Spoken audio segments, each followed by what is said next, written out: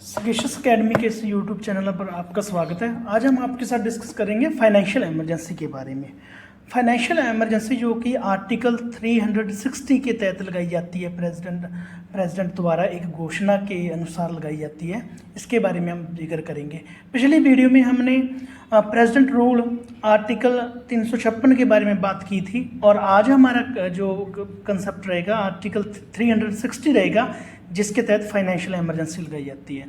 Financial emergency से आपको पता चल ही गया होगा कि ये फाइनेंस से रिलेटेड होती है ये इमरजेंसी। इसमें हम देखेंगे इंट्रोडक्शन और घोषणा कैसे की जाती है, प्रोक्लेमेशन के बारे में, फिर रिवोक कैसे किया, इसको ख़त्म कैसे किया जाता है, फिर इसका प्रभाव क्या होता है जब फाइनेंशियल इमरजेंसी किसी स्टेट में लगा दी जाती है। इन दैट केस वहाँ पे क्या प्रभाव पड़ते हैं, ये सब वहाँ पे क्या चेंजेस आते हैं, ये सब हम डिस्कस करेंगे।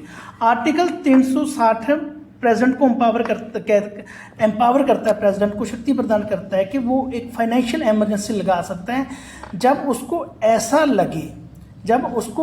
लगे कि ऐसी सिचुएशन अराइज हो गई है कि देश की किसी एक टेरिटरी की फाइनेंशियल स्टेबिलिटी को खतरा है। एक बार हम दोबारा आपको बताएंगे कि आर्टिकल 360 एम्पावर करता है प्रेसिडेंट को कि उसको एक फाइनेंशियल इमरजेंसी की घोषणा करनी चाहिए यदि वो सेटिस्फाई है कि देश की फाइनेंशियल स्टेबिलिटी को खतरा है या देश के किसी पार्ट की देश की किसी टेरिटरी की फाइनेंशियल स्टेबिलिटी को खतरा है।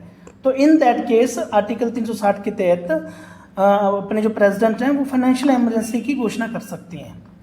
और फाइनेंशियल जैसे कि हम प्रेसिडेंट रूल के बारे में बात की थी, उसी केस में यहाँ पर हम देखेंगे फाइनेंशियल इमरजेंसी को भी विदिन 2 मंथ्स इसको हाउस से, पार्लियामेंट के दोनों हाउस से अप्रूवल दिलवाना होता है इसको भी। जैसे आज फाइनेंशियल इमरजेंसी हम डिक्लेयर कर रहे हैं तो आज से 2 महीने के बीच पार्लियामेंट के दोनों हाउसेस का अप्रूवल होना जरूरी है, तभी ये फाइनेंशियल इमरजेंसी स्टे कर पाएगी। और जब ये पार्लियामेंट के दोनों हाउसेस द्वारा ये अप्रूव की जाती है तो ये तब तक चलेगी जब तक इसको रिवोक नहीं किया जाता। हमने देखा था कि जो प्रेसिडेंट रूल था वो लगभग 3 साल तक चलेगा, मैक्सिमम 3 साल तक चलेगा। बट जो फाइनेंशियल इमरजेंसी है ये इंडेफिनिट टाइम के लिए चलेगी जब तक इसको रिवोक नहीं कर दिया जाता, प्रेसिडेंट के द्वारा इसको फिर से ख़त्म नहीं कर दिया जाता, तब तक चलेगी।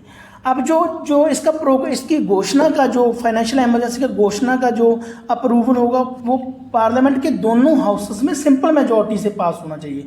जब हम सिंपल मेजॉरिटी की बात करते हैं तो जैसे हम लोकसभा की बात करें, लोकसभा में जितने भी सदस्य पहुंचे हुए हैं और वहाँ पे जितने भी सदस्य लोकसभा में वोट कर रहे हैं तो उनमें मेजॉरिटी होनी चाहिए। सपोज करो 300 लोकसभा में एमपी पहुंचे हैं और 250 ने वोट करी, इट मीन्स 126 की मेजॉरिटी होनी चाहिए इस प्रोक्लेमेशन को अप्रूव करने के लिए। ऐसा ही राज्यसभा में होगा। सपोज करो राज्यसभा में 200 एमपी पहुंचते हैं और उनमें 200 में से 150 वोट करते हैं, तो इसका मतलब 76 का अप्रूवल मिलना, 76 का मेजॉरिटी का अप्रूवल मिलना जरूरी है अगर आप सिंपल मेजॉरिटी से फाइनेंशियल इमरजेंसी का प्रोक्लेमेशन पास करना चाहते हो।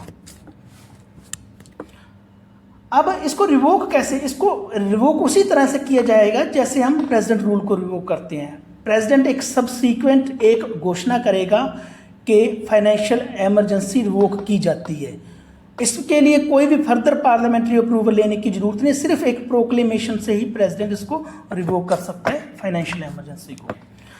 अब इसके रेमिफिकेशंस क्या होगी, प्रभाव क्या होंगे अगर कहीं पे अगर फाइनेंशियल इमरजेंसी लग जाती है? पूरे देश में भी लग सकती है, ठीक है, पूरे देश में लगती होती है फाइनेंशियल इमरजेंसी जो होती है। तो प्रभाव क्या होंगे? ये किसी भी स्टेट को, जैसे इसके प्रभाव क्या होंगे, तो executive authority of the centre, जो सेंटर की कार्यपालिका की अथॉरिटी होती है वो एक्सटेंड हो जाती है स्टेट तक। कहाँ तक हो जाती है? जैसे ए में देखिए, to directing any state to observe such canons of financial propriety as are specified by it. Executive authority जो सेंटर की होती है वो किसी स्टेट को डायरेक्ट कर सकती है कि आप ऐसे फाइनेंशियल प्रॉपर्टी के रूल रेगुलेशंस फॉलो करो जो हम स्पेसिफाई करते हैं। मतलब अपने फाइनेंसेस को आपको इस तरह चलाना है जैसे हम डायरेक्ट करते हैं, जैसी डायरेक्शंस हम देते हैं उस हिसाब से चलाना है। आपको हमने पहले भी बनाया, फाइनेंशियल इमरजेंसी तब लगती है जब देश में फाइनेंशियल इंस्टेबिलिटी की प्रोबेबिलिटी बन जाती है कि फाइनेंशियल स्टेबिलिटी ख़त्म होने के कगार पर होती है। तो ये स्टेट को डायरेक्ट करती है, एग्जीक्यूटिव अथॉरिटी होती है जो सेंटर की स्टेट को डायरेक्ट करती है कि आप ऐसे फाइनेंशियल डिसीजंस लो, ऐसे फाइनेंशियल रूल रेगुलेशंस बनाओ जो हम आपको बोलते हैं, ठीक है। फिर प्रेसिडेंट ऐसे डायरेक्शंस कि फिर एग्जीक्यूटिव अथॉरिटी की ऐसी डायरेक्शंस प्रेसिडेंट को दे सकता है जो प्रेसिडेंट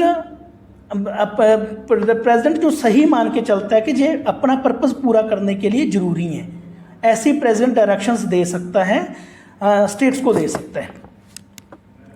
अब हम आगे देखें, और एनी सच डायरेक्शन में इंक्लूड ए प्रोविजन रिक्वायरिंग, कोई ऐसे प्रोविजंस भी, ऐसी डायरेक्शंस भी दे सकता है जिसमें ये प्रोविजंस सारे शामिल होते हैं।